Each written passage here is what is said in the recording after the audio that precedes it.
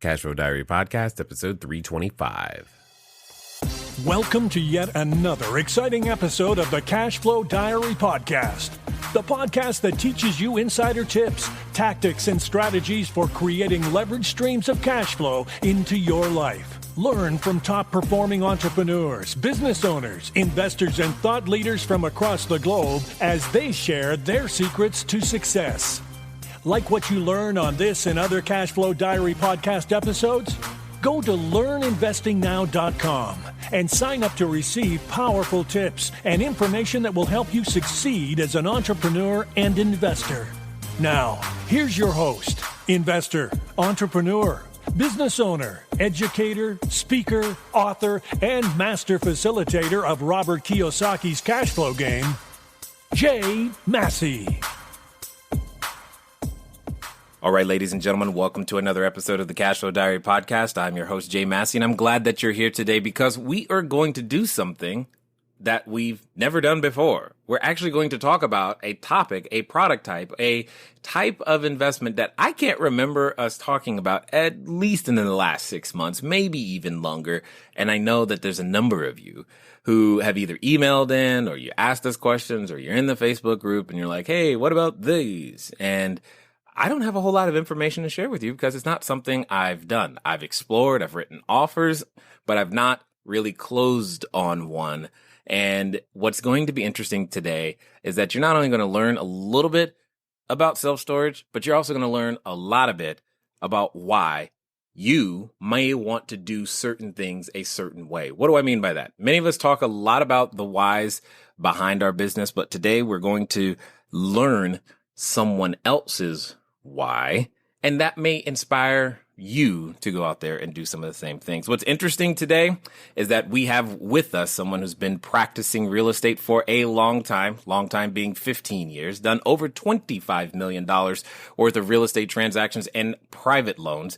She has a passion for financial education for women and children, which I think is awesome, and has helped found several financial literacy programs and a youth-based program called The Magic of Money and Cashflow Divas. Now, you may have heard of her before, but I'm going to do my best to ask her questions she's never been asked before. So make sure that you listen to none other than Alia Ott. Alia, you there?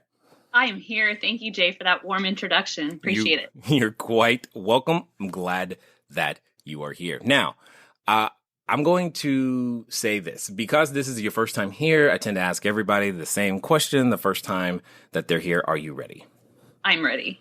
All right. I tend to look at today's entrepreneurs a lot like yesterday's superheroes. So, you've got Wonder Woman, Black Widow, you've got Batman, Robin, Supergirl, all of these people who are superheroes. And I think entrepreneurs and superheroes have a ton of things in common because occasionally we can think that we're going around, maybe we're flying around saving customers from themselves and providing our products and services. And maybe we actually think we actually have a cape on our back, and that's possible.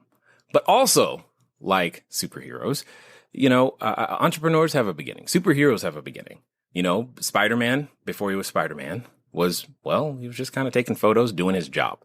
So what we would like to know is before you were, serving as a director for corporate philanthropy programs, before you did the $25 million worth of real estate transactions, before real estate even was on your radar, we would like to know, who is Alia Ott? Well, thank you for that question. I guess going back to my childhood, really thinking about entrepreneurship, that was one thing that was a theme throughout my growing up years. Was really, it was a bit of a hustle. I loved to create little jobs for myself and empower myself to create my own income. I grew up in a family where I had essentially two retired parents. My mom wasn't really of the retirement years, but my dad was. And because he was a former military veteran, my mom was able to be a stay-at-home mom. So I had basically myself, a dog, and two parents at home. And like probably many people in the stories that they tell, I did grow up on a farm. Nice. It was a small farm. It wasn't like animals and chickens and stuff running around, but we had a lovely garden. And my dad was really inspired to live the life he wanted to live in his retirement years. which he was lucky enough to do, which is garden and golf most of the days. So I was exposed to that as a child, and I was probably a little bit of an outlier when it came to where I grew up. I grew up in a small town, believe it or not, called Sweet Home. I can't. Nice. Now you're going to tell me it's in Alabama? It's not in Alabama. It's actually up in Oregon. But it was a lovely place to grow up. A lot of, close-knit families. You were kind of on two sides of the fence. You were either an environmentalist or a logger. And so I was somewhere in between. I had the business mindset, but I also appreciated nature, and growing up, with the woods around me and the mountains kind of in the backdrop, it was a very beautiful place to live. And I knew inherently that there was something bigger for me. I didn't know what it was exactly. As I was going off to college, I was wanting to learn more about film production and being part of that whole Hollywood scene. And I did. I pursued a college degree in film production, realized at the end of it, after going to Sony Studios and being part of that and the internships and everything, that Hollywood wasn't for me at all. So I did almost a 180. I don't know if this is exactly opposite of the whole Hollywood scene, but I got into corporate philanthropy. It was a bit of an evolution. There was some commonalities to it. I was doing digital media and filming things online and streaming video and whatnot. But I ended up going down this route of corporate philanthropy and really engaging in that whole mindset of supporting good causes that help other people. And I loved that. But I also knew that that wasn't the end game for me. I knew that working a job for a nonprofit organization was not going to create financial freedom. So in tandem with all of what I was doing in my day job, I kind of had this night thing going on, the weekend warrior sort of throwing on the construction hat, going down to Home Depot, flipping houses, buying rental properties. I did that on the side until I was able to create enough cash flow to leave my job. Got it. So, okay. There's so much in what you just said, and I'm just trying to figure out where to even begin, because you would definitely be the first person to mention logging, like, ever. So I'm just like, okay. So I was beginning to think that that's how the real estate ideas came into play, but then you just took this, what seems to be this wild turn over to corporate philanthropy, and I'm just like, okay. I don't even understand that connection. Like, how did you go from did you just wake up one day and said, I know, I'll help corporations and their money? I mean, I don't even. No, I'm missing something. There wasn't really something magical about it. It was monster.com, really. I Nice. She's like, I needed to eat for like 3 months in between two jobs. And while I was in Europe, I posted my resume on monster.com, hoping to get a job by the time I got back home, which I did. I got hired by Cisco Systems up in San Jose. Mm-hmm. And the job that they had offered to me was in the corporate philanthropy department. So I wasn't pursuing philanthropy per se. I had this set of skills of being a director of digital media and things of that nature. And that's the position that they needed me to fill, was basically a program or project manager position for an organization called NetAid. And that was with Cisco Systems. And then it evolved in a partnership between AOL, Cisco, and Yahoo to create Network for Good, which was the organization I worked for about 10 years. It's an amazing organization. They've done over $1 billion in online fundraising for charity. And I'm really proud to be, had been a part of that team, to been the creation side of such a big organization that's helped literally hundreds of thousands of nonprofit organizations. Got it. Okay. Now, now that makes now I understand the connection a little bit more. So were you just up late one night and you saw a commercial that you can make a lot of money in real estate and you say, hey, I can do this on the side? How did you get that spark? Where did that come from?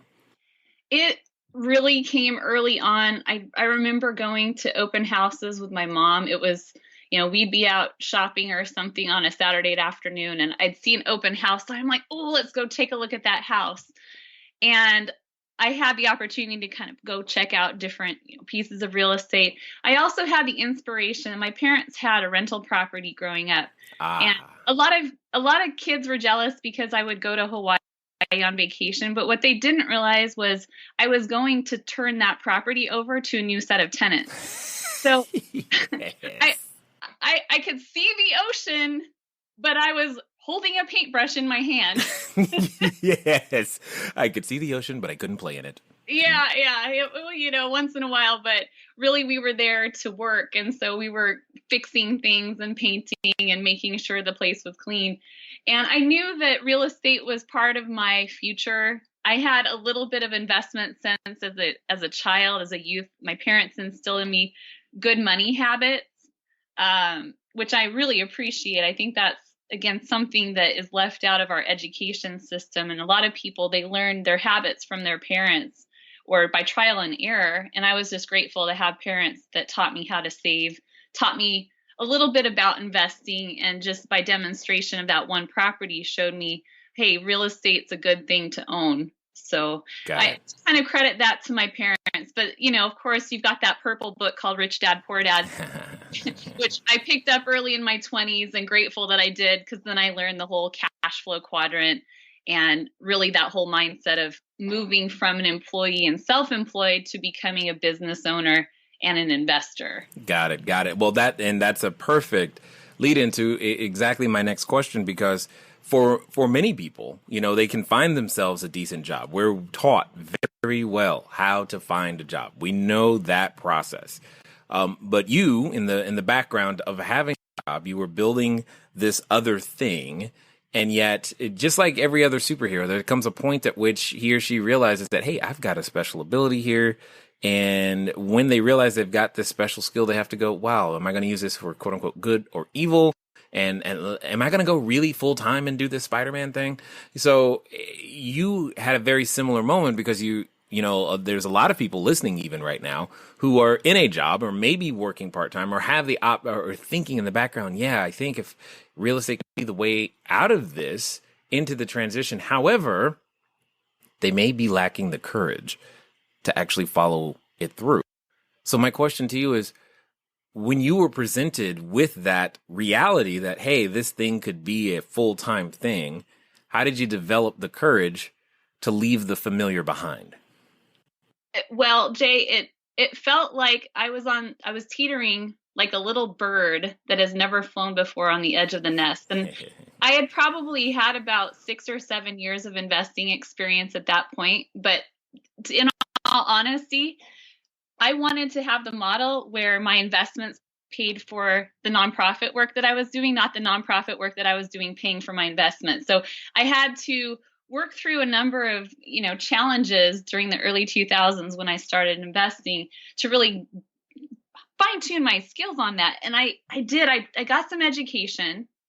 I took a number of classes right after the economy tanked, and I met my business partner in 2009, right at the end of 2009, beginning in 2010.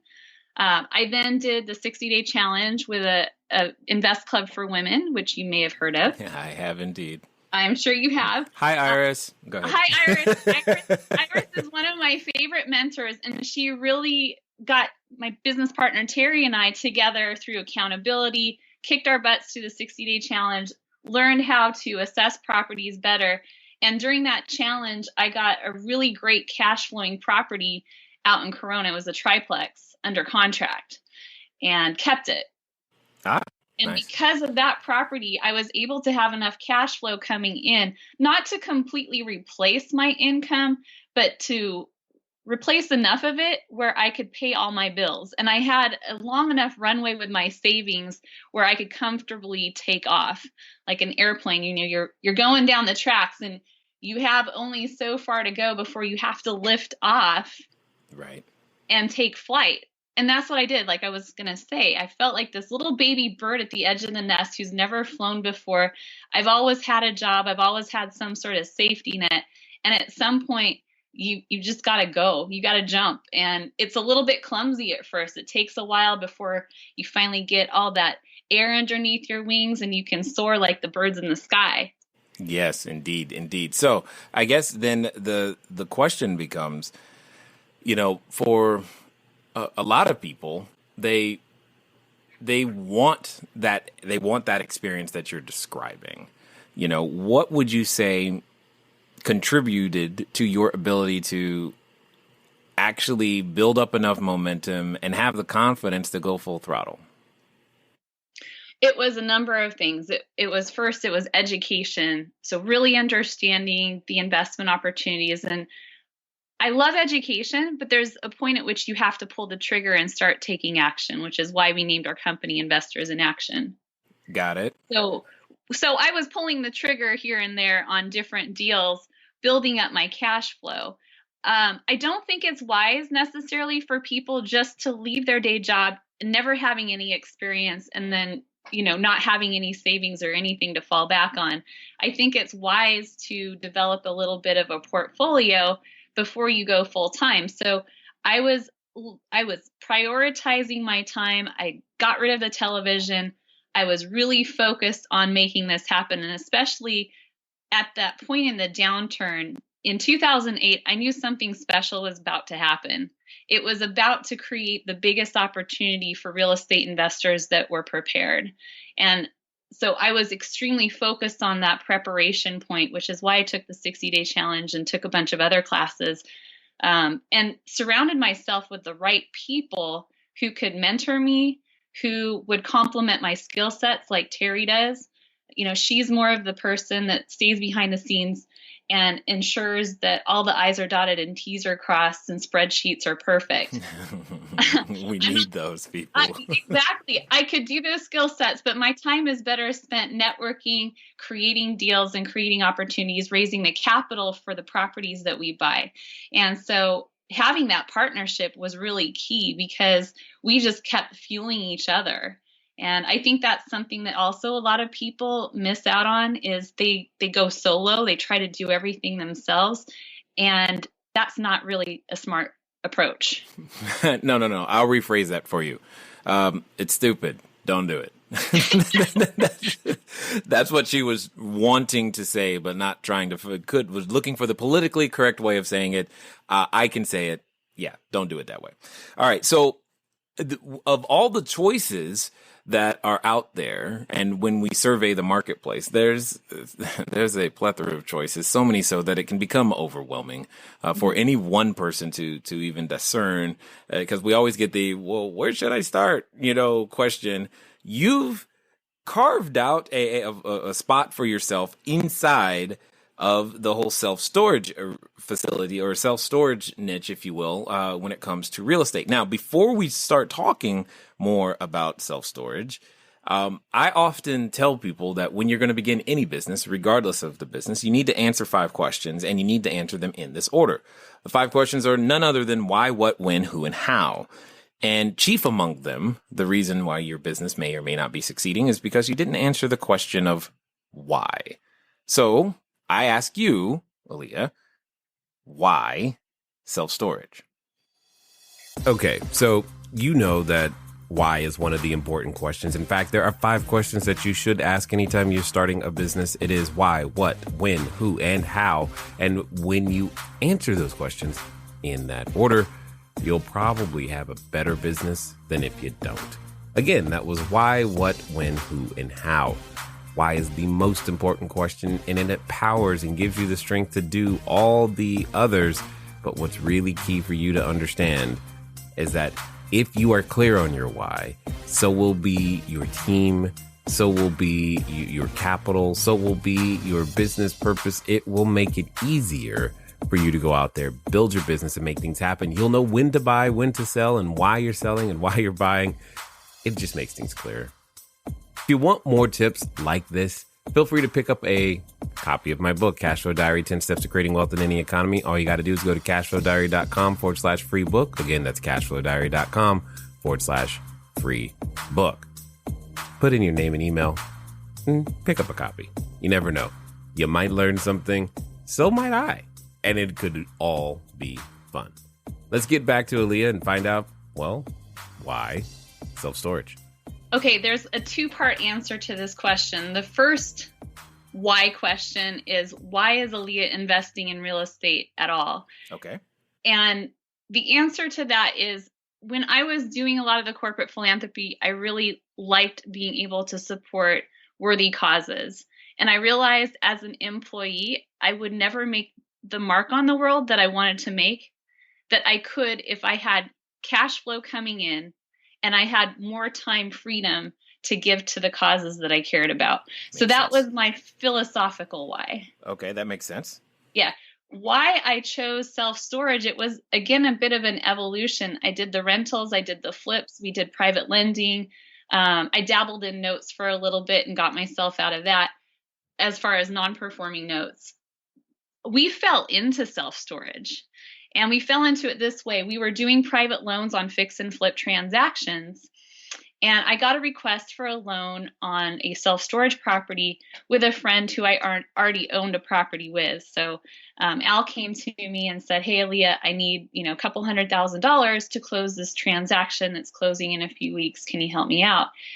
And it was one of those moments where Terri and I had already discussed getting into commercial properties. We wanted cash flow that was long-term, and we wanted an asset that was recession resistant. We had such a good run between 2010 and 2013, 2014 with our lending. We didn't want to get stuck on the other side of the market cycle in an asset class or in an investment type that had a high level of risk when the market starts to flatten or even go down.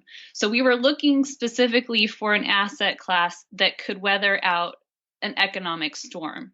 And it just, it's like when you put it out to the world or to the universe and you say, okay, this is what I want to attract. And then all of a sudden it shows up. We just looked at that opportunity and we said, yes, that is it. That is it. That is it, self-storage. And we continued down that path by funding another deal and another deal to the point where we then got our friends and colleagues involved. We felt very, very comfortable with our other partner, Al, and how he runs his operations. Again, going back to team, you have to have the right people in place that you can trust and complement each other with their skill set. Mm-hmm. And that's how we ended up. That's the why behind the self-storage. It's an amazing asset class. I could go on for days about all the reasons why I like self-storage over renting properties. You don't have tenants that squabble. They're boxes and they're teddy bears and they're stinky old shoes. I mean, the things that are storage units are not the same things that occupy an apartment complex, right? So you have quiet tenants, your human tenants that are actually paying the rent. They come in when they drop their things off, and they typically don't come back again until they're ready to retrieve their items.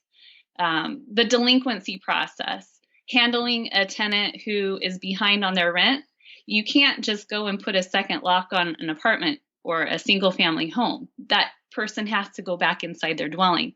But with a storage property, you can just throw a management lock on within days of delinquency and start the auction process if you choose to. So there's just so many reasons that I love this asset class.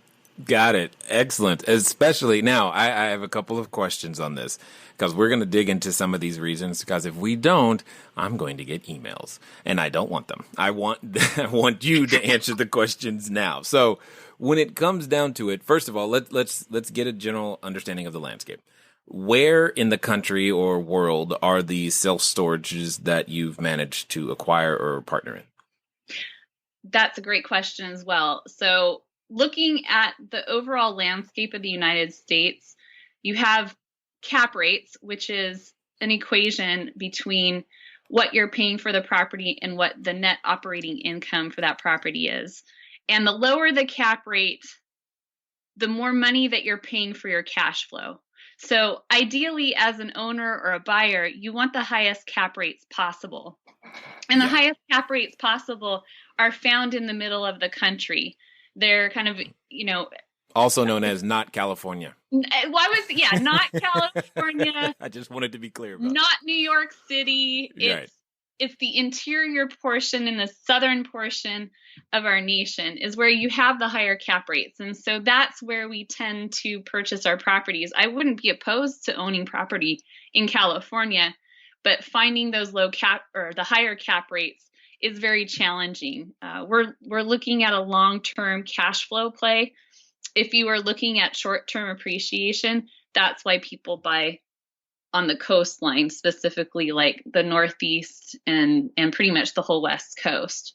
So we buy in the middle of the country. Got it. Excellent. All right. So you buy the property. What's involved in terms of actual operations? So like what does a day in the life of a self-storage owner look like? One call to the property manager. Okay, so there's a property manager in place, very similar to what you would do in single-family rentals, yes? Well, sometimes people manage their own single-family rentals. We hire property managers to work on site. Okay. Usually we have one full-time person and one part-time person so that we could have a 7-day-a-week coverage on the property. And that's really important for us because it's a distinguishing factor sometimes in the marketplace. A lot of places aren't always open on Sundays or Mondays.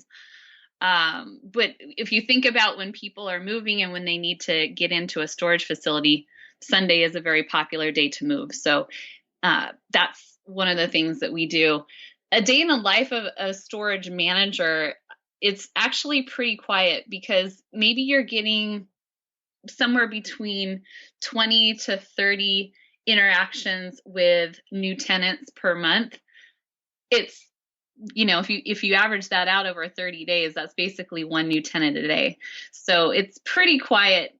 We have the property managers focusing on making sure that the property is cleaned up. So they do have several duties on site.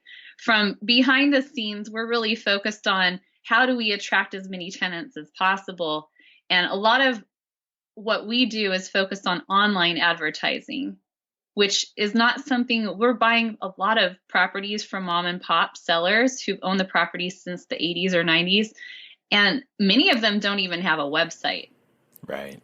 And we're targeting lower occupancy properties. And the reason why they're low occupancy is because they missed the Google boat. Right. Exactly. They're not understanding that really about half of their potential tenants are coming from an online Google search. And if you're not pulled up in those search results, either through an aggregator that pays for those top 3 advertising spots, or if you're doing SEO marketing to get up in the non-paid rankings, then you're really just not being seen. And that's so important. Indeed. Now, the person that's on site, so that I'm clear, is that an employee of your company, or is this a third-party company so should we be looking for a third-party company, or is this a person that we're training internally? Well, for anybody who's listening, there's really 2 paths that you can take. There are a number of companies out there that will jump in and help you manage a storage property. And we choose to hire our own employees and train them the way that we want them trained. It reduces our overall cost to do the property management. There's no additional fees that we have to pay a separate company. But there's pros and cons to both. I think if you're just getting started and you're a little bit nervous about maybe buying an out-of-state property, hiring a company who's been around the block a number of times and has systems in place is not a bad way to go. Indeed, it makes perfect sense there. So typically, what is that I know that in certain marketplaces we can expect to pay a percentage of income for that particular type of service. What does that typically look like for the self-storage company that provides these things? For a company that provides the services, I'm not really sure because we've never hired one. I'm guessing they're probably about 10%. Okay, maybe a little bit more because they're providing. It depends on if they're on site or if they're just kind of on call. Got it. Yeah. So, all right, I get that the tenants are, we'll say, relatively quiet. They don't really move a lot. You don't have a lot of day-to-day operations and whatnot. So let's talk about the other side, because there's always another side of the story when it comes to self-storage. What would you say are some of the challenges when it comes to operating and or owning one of these that we definitely not aware of at the moment? I think one of the greatest challenges that storage property owners in particular have to deal with and have to manage very carefully is the auction process, because you're auctioning somebody's valuables off. There's a specific process that you have to go through, and every state has its own laws around it. I think there's only 2 states that don't. So in managing that process, you have to ensure that you're not having your property manager go in and move the items that are inside the unit. They basically have to roll up the door, take a picture, and we like both of the property managers to be present when this happens. One who's recording the whole process and the other one who's actually taking the action of undoing the lock. And that's for their own security as well as ours to manage that process correctly. We also have to send out delinquency notices to the tenant who's behind in rent. We attempt to locate them, however, they have provided us information for.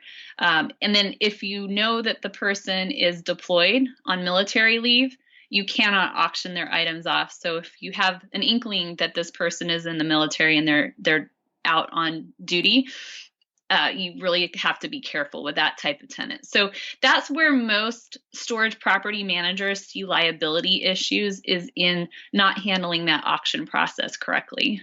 Interesting. And are there any concerns with security at all with some of these facilities? Is that ever a challenge, or is that relatively simple to handle? You don't want to buy properties in war zone areas for sure, because you could have issues with that. I think in the years that we, including Al, so he's owned storage properties for almost 10 years, I think we've dealt with 1 or 2 break-ins. And we have the information on video camera, thankfully. So that's one key thing that you'll want to take a look at is security cameras, making sure you have security cameras in place. If the property we buy doesn't have them, we usually install them within the first 6 months of ownership.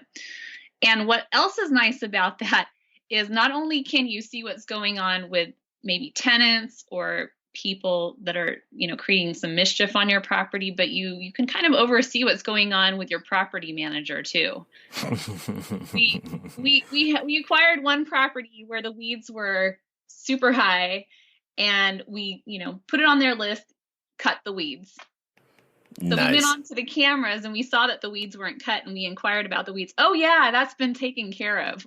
Well, that person didn't have a job very long because they weren't being honest. So that's another way to manage your property remotely. A lot of these camera systems now are so sophisticated. They have phone apps where you can just look at your smartphone and you can see the different camera views. Indeed. So what other roles, if any, does technology play in the remote management or operation of a storage facility? Well, 2 things come to mind outside of the SEO marketing that I described earlier. One is your internal system for managing your tenants and your payments. So nowadays, you can have automated payment systems like you would for just about anything else, where you can set that up in the system and charge a credit card or charge a bank account. What's beautiful about those systems is at a glance, you can log in, you can see the occupancy levels of the property, who's paid, who hasn't paid, your delinquency levels. You can look at a visual map of your entire property and see a color-coded system of what property units are occupied, which ones are delinquent and which ones are empty, which is really cool. I'm a visual person, so just being able to, at a quick little glance, get a visual tour of what's going on my property is wonderful. Got it. That makes sense. I get that. That makes some sense and can provide some peace of mind and so as well as some comfort being able to have all of these touch points. I guess, let me ask this question. Let me ask it this way. If someone, you've been through many different iterations of investing before you made it to self-storage. Yeah. So is it the place to start, or should they do something different first? I'm pondering that question because if I was to give somebody advice on that, I think it depends on the individual. It's an easier type of commercial property to own. Mm-hmm. And if I was to go back and give myself advice, I would tell myself, you don't have to mess with the small stuff. If you're able to raise the capital for something bigger, go to commercial real estate. Whoa. Hold on. That's important. Somebody was washing dishes, their dog barked, or their kid screamed in their ear. Say that again, please. Okay. If I was to go back to my younger self when I was starting real estate, I would have empowered myself to learn more about commercial real estate instead of single family, because I think within single family, that's a safe place for people to start. And I wouldn't necessarily negate going there, but there's so much more opportunity in commercial real estate. Specifically, I love the self-storage arena that isn't that tricky to do. A lot of the things that you have to do within the single family arena, there might be a few more systems to set up, and you might need to have a more structured partnership.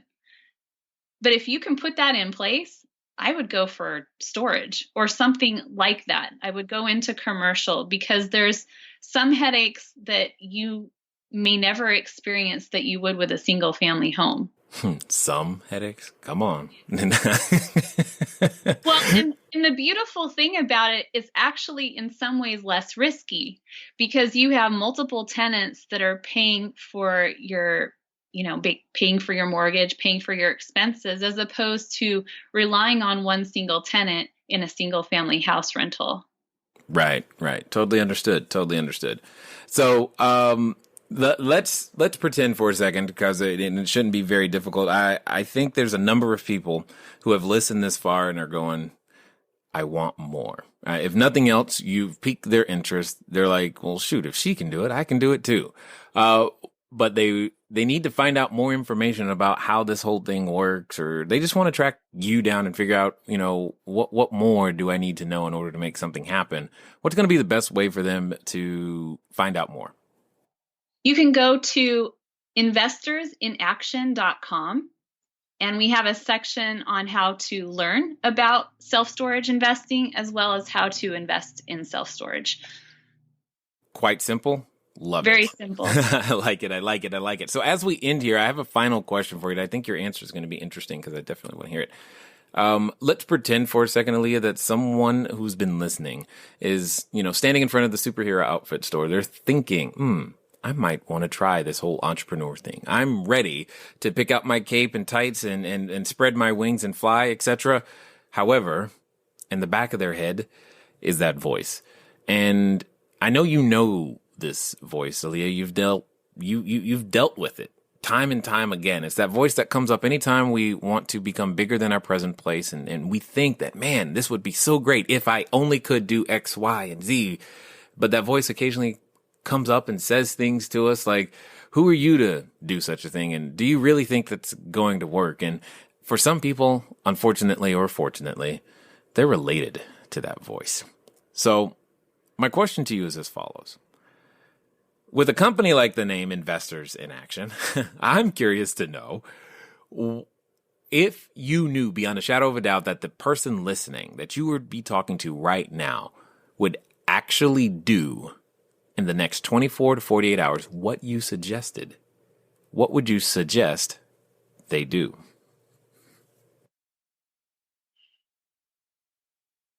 This is going to be a long pause. That's fine. That tells me you're thinking about it. That's good. I like it. I am thinking about it. It really depends on where they are. I would take an assessment of where they are and where they want to be. I would start with the end in mind. What is their ultimate goal that they want to get to? And then I would reverse engineer it. How do I get there? Start asking those questions. The why question, the how question, the who question.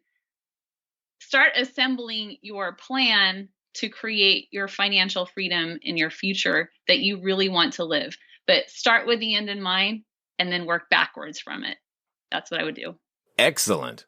And that's all that's in some cases, that's all somebody needed to hear so that they would have some clear direction to make things happen. I definitely want to say thank you though, to you for taking the time to invest your knowledge, your wisdom, your expertise here with us at the Cashflow Diary. Thank you. All right, ladies and gentlemen, you know what time it is. It's time for you to move at the speed of instruction. What does that mean? It means investorsinaction.com. Why? Because you need to be in action and you want to be an investor. So I'll say again, investorsinaction.com. There's no more need to be waiting. If you've ever thought about self-storage, well, now you know a place to go to become more educated and, more importantly, take some action with some wisdom as well. Ladies and gentlemen, it's been fun talking to you guys today. I look forward to talking to you soon. Until next time.